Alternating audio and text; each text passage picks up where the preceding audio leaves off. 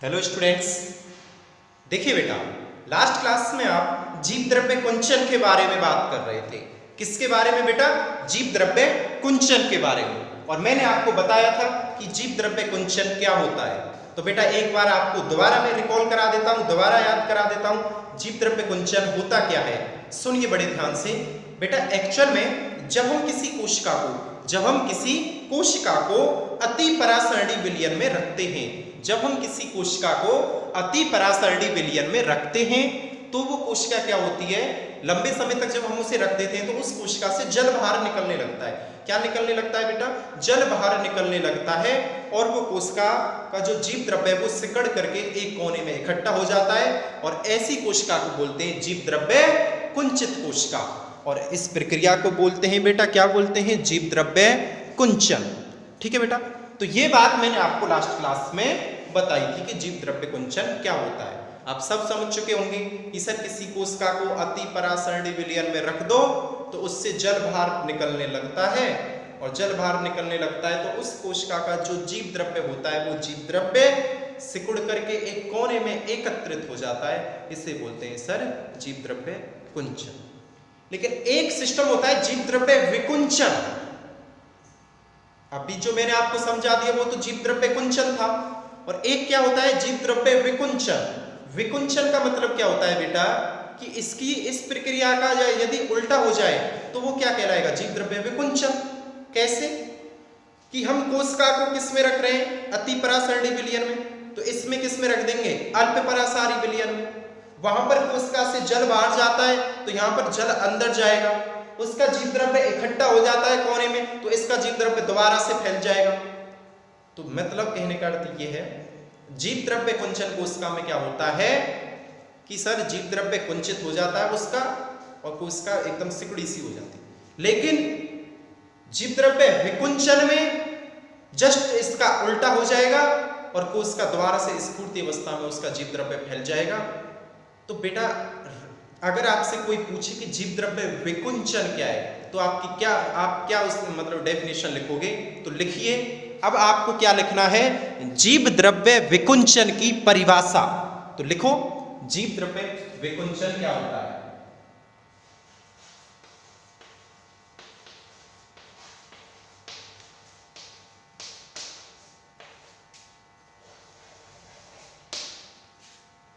ठीक है बेटा, लिखिए जीव द्रव्य विकुंचन।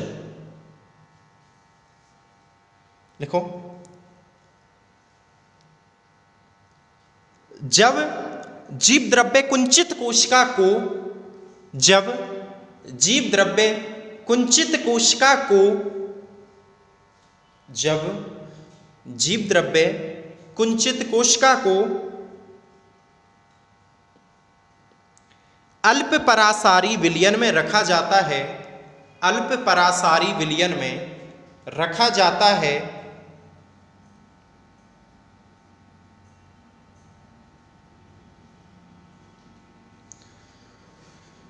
तो जल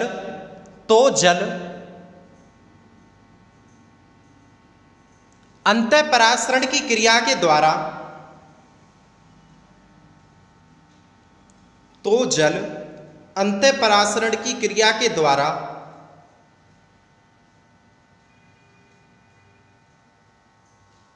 कोशिका में पुनः प्रवेश करने लगता है।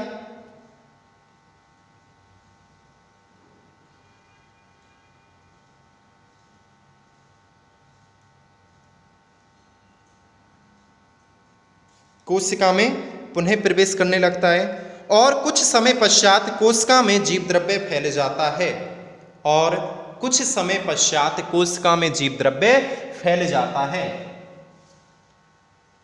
और कुछ समय पश्चात कोशिका में जीव द्रव्य फैलने लग जाता है। इस प्रक्रिया को जीव द्रव्य विकुंचन कहा जाता है। इस प्रक्रिया को जीव द्रव्य विकुंचन कहा जाता है।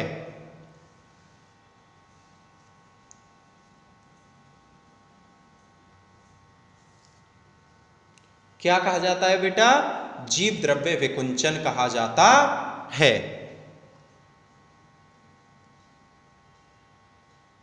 ठीक है,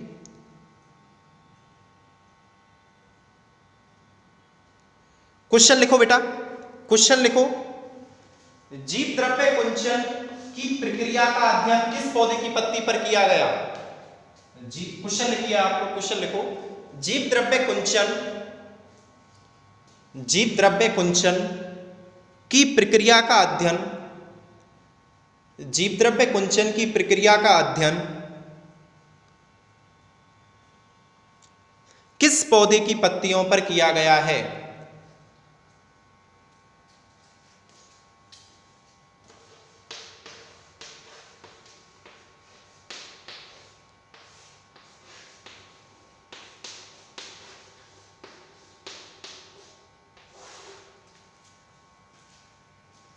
आंसर लिखिए, रोइयो डिस्कलर, रोइयो डिस्कलर।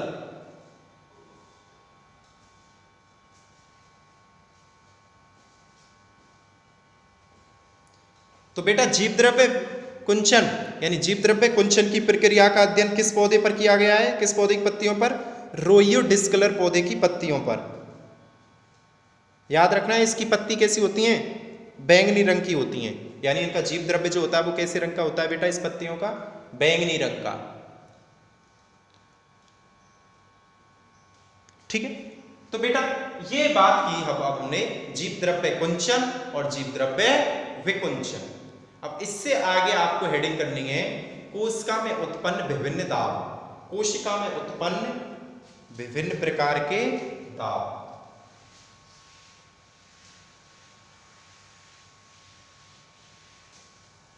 बेटा याद रखना है कोशिका में उत्पन्न विभिन्न प्रकार के दाब इस चैप्टर का सबसे महत्वपूर्ण टॉपिक है, सबसे टफ भी है और सबसे महत्वपूर्ण भी है, समझिए।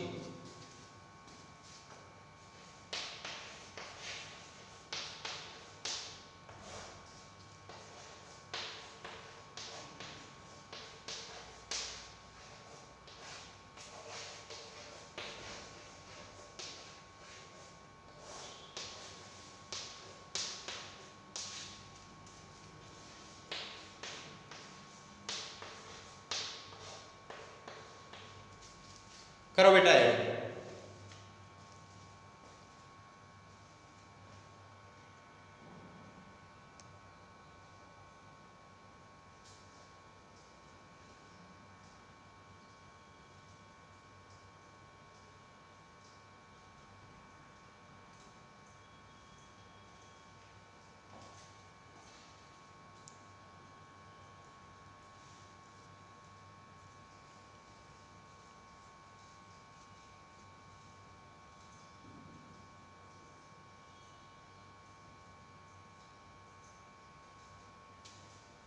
चलिए ठीक है बेटा, अब बात करते हैं कोशिका में उत्पन्न विभिन्न प्रकार के दाबों की। और याद रखना है सबसे पहला जो हम दाब पढ़ रहे हैं वो पढ़ रहे हैं बेटा परासरण दाब।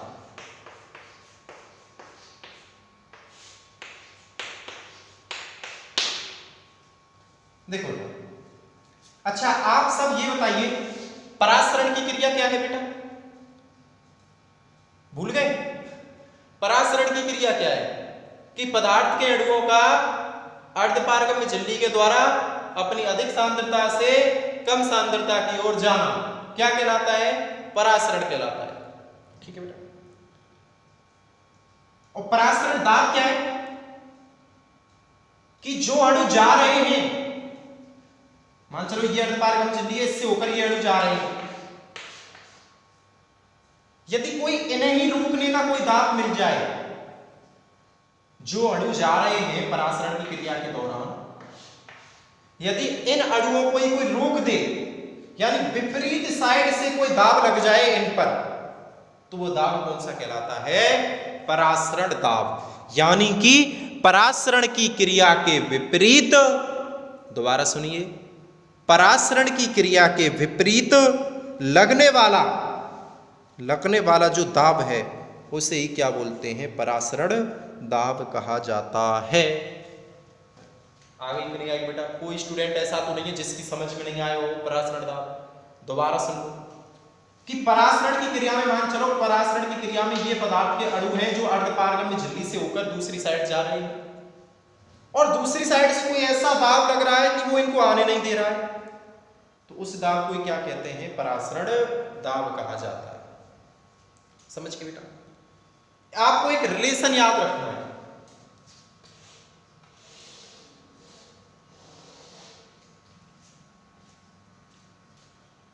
ठीक, क्या याद रखना है?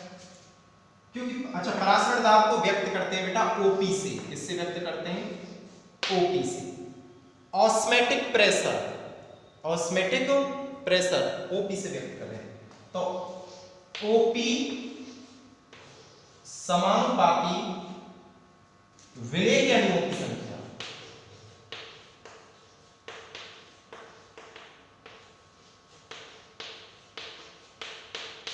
विलेय के अणुओं की संख्या।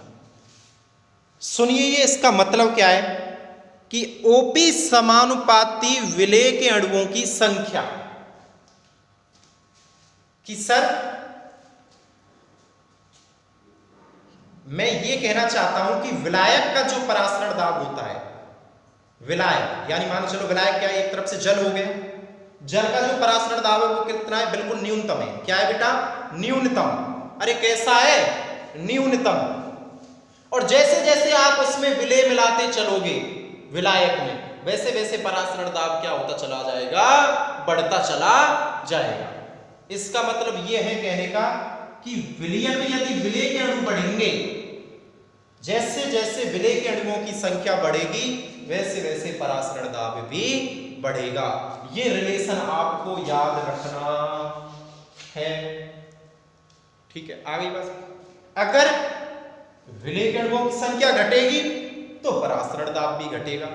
तो हेडिंग कीजिए परासरण दाब। क्या हेडिंग करोगे? परासरण दाब। और लिखो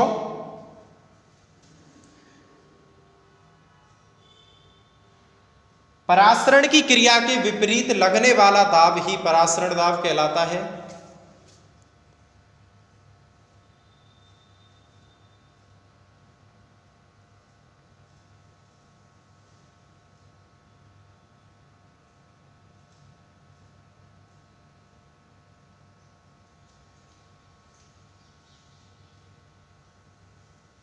ठीक है, अब जो बोर्ड पे लिखा हुआ है इसे नोट कर लो और लिख के बता देना। यदि विलेय के अणुओं की संख्या बढ़ेगी तो परासरण दाब भी बढ़ेगा।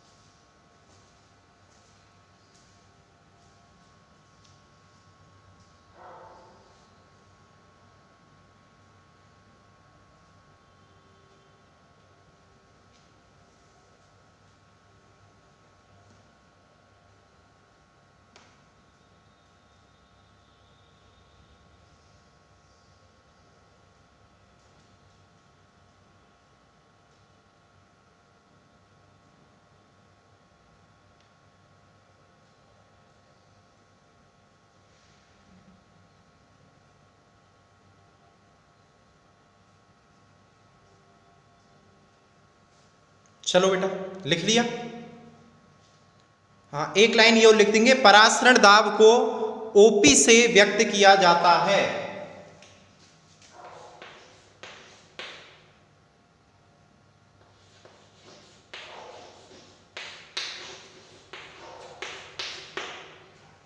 परासरण दाब को ओपी से व्यक्त किया जाता है।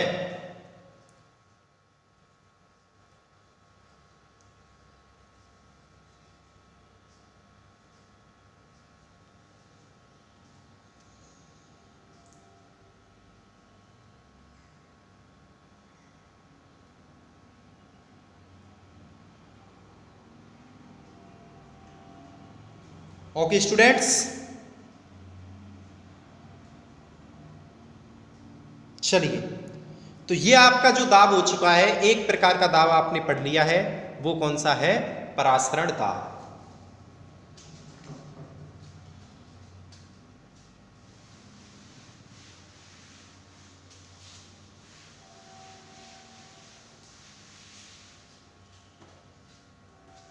आगे नेक्स्ट समझिए। दूसरा जो दाब आ रहा है बेटा, वो आ रहा है स्फीति दाब एवं वृत्ति दाब। ये दो दाब हैं अलग अलग, लेकिन दोनों आपस में एक दूसरे से संबंधित हैं। हेडिंग कीजिए स्फीति दाब एवं वृत्ति दाब।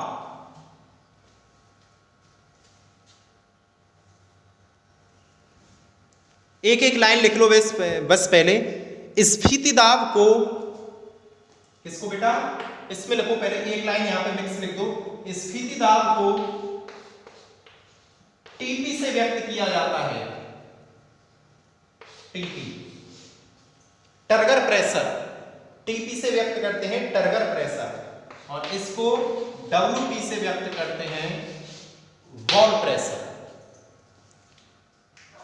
टर्गर प्रेशर और वॉल प्रेशर, स्फीति दाब, वृत्ति दाब।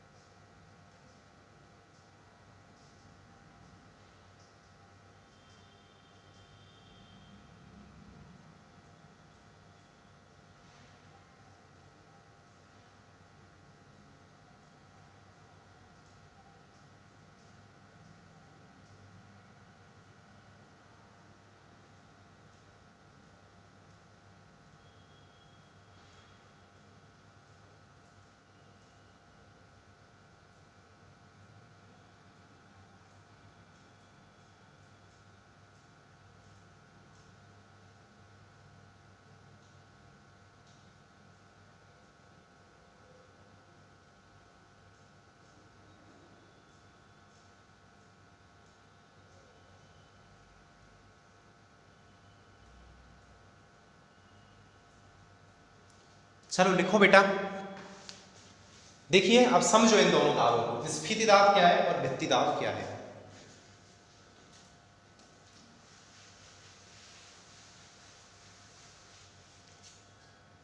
देखो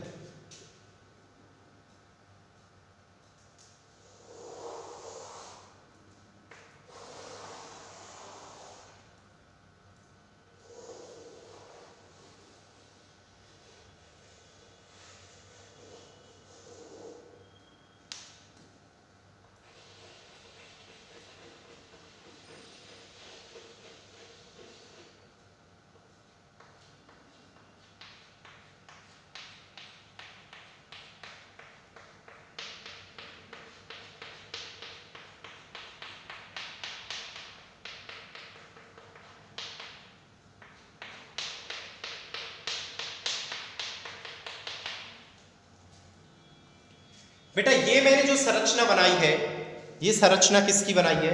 एक कोशिका की संरचना बनाई है, ठीक है। जिसमें ये क्या है, सबको पता है कोशिका भित्ति है, ये क्या है, कोशिका झिल्ली है, ये केंद्रक है, ये कोशिका द्रव्य है, ठीक है। पहले समझिए स्फीति दाब को। किसको?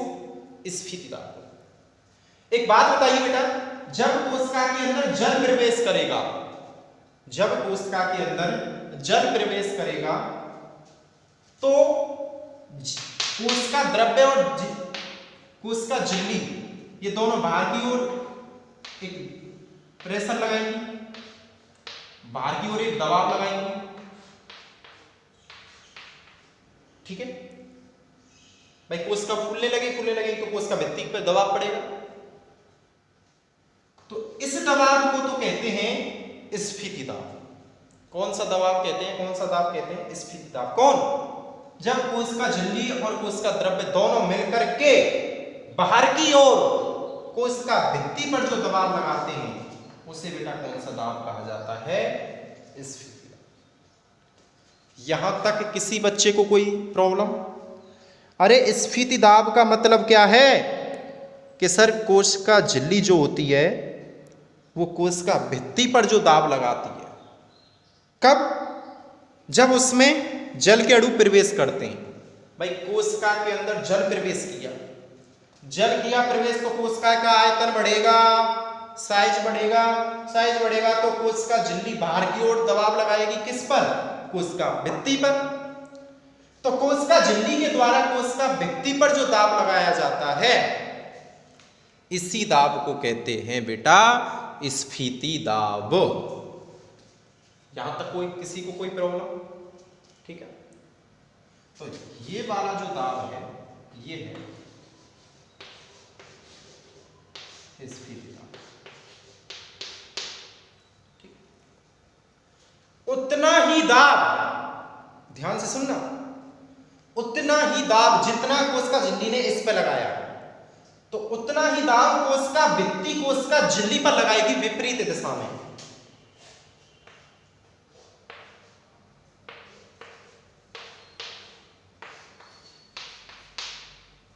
और इस दाब को बोलते हैं भित्ति दाब। दोबारा सुनो, जितना दाब कोशिका झिल्ली ने कोशिका भित्ति पर लगाया, जिसे हमने स्फीति दाब कह दिया, उतना ही दाब कोशिका भित्ति विपरीत साइड में, अपोजिट साइड में कोशिका झिल्ली पर लगाएगी। तो एक रिलेशन निकल के आ गया कि टीपी बराबर माइनस WP, टीपी बराबर माइनस WP, यानी टर्गर प्रेशर और वॉल प्रेशर, टर्गर प्रेशर और वॉल प्रेशर दोनों समान तो होते हैं लेकिन विपरीत होते हैं। बेटा पहले तो बोर्ड पे जो जैसे मेंशन कर रखा है, पहले बोर्ड पे जैसे मैंने मेंशन कर रखा है, इससे पहले आप ऐसे मेंशन करो, फिर इसके बाद आपको थ्योरी लिखाता हूं।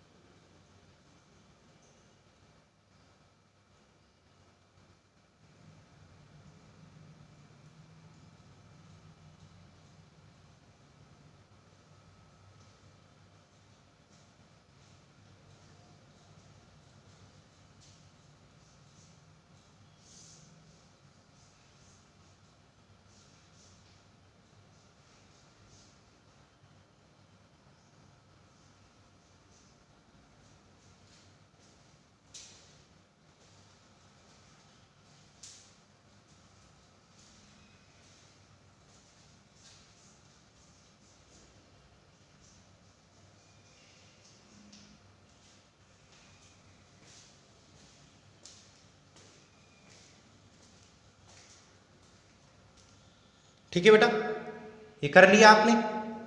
लिखिए, अब लिखिए स्फीति दाब की परिभाषा लिखो। स्फीति दाब की,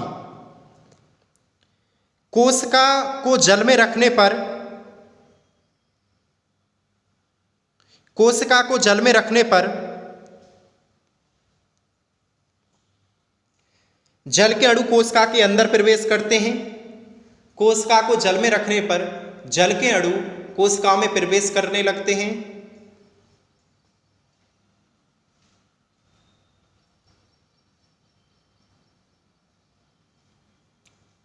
जिसके परिणाम स्वरूप कोशिका झिल्ली, जिसके परिणाम स्वरूप कोशिका झिल्ली कोशिका भित्ति को बाहर की ओर धकेलती है, कोशिका भित्ति को बाहर की ओर धकेलती है।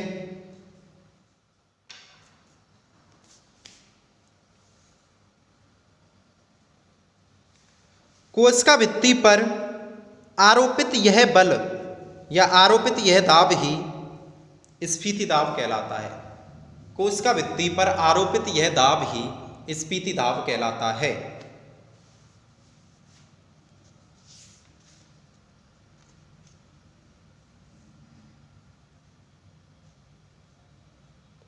भित्ति दाब लिखो।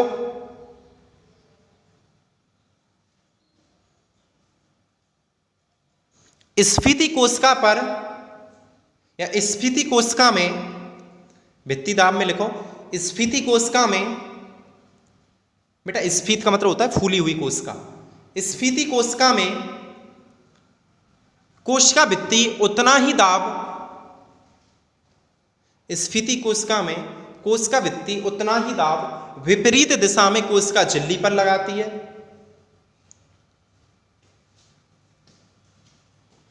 उतना ही दाब कोशिका झिल्ली पर लगाती है।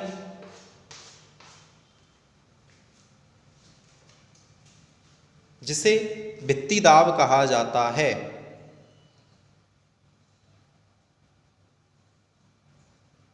जिसे भित्ति दाब कहा जाता है। आगे बेटा बात समझ, जिसे भित्ति दाब कहा जाता है।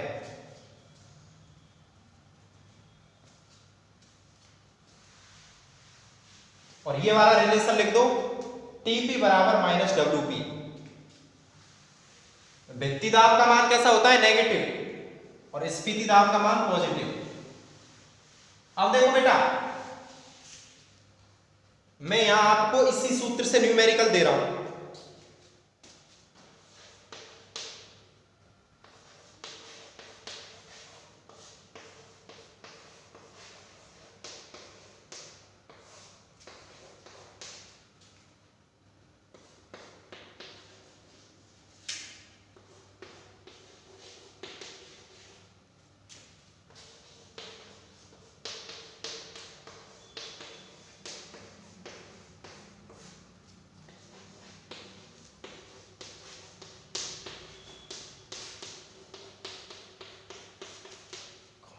कौन कौन जल्दी आंसर देंगे बेटा? क्वेश्चन है, यदि किसी कोशिका का टीपी 11 एटीएम है तो उसका डब्ल्यूपी कितना होगा? क्वेश्चन लिखो और आंसर दो विद रीजन।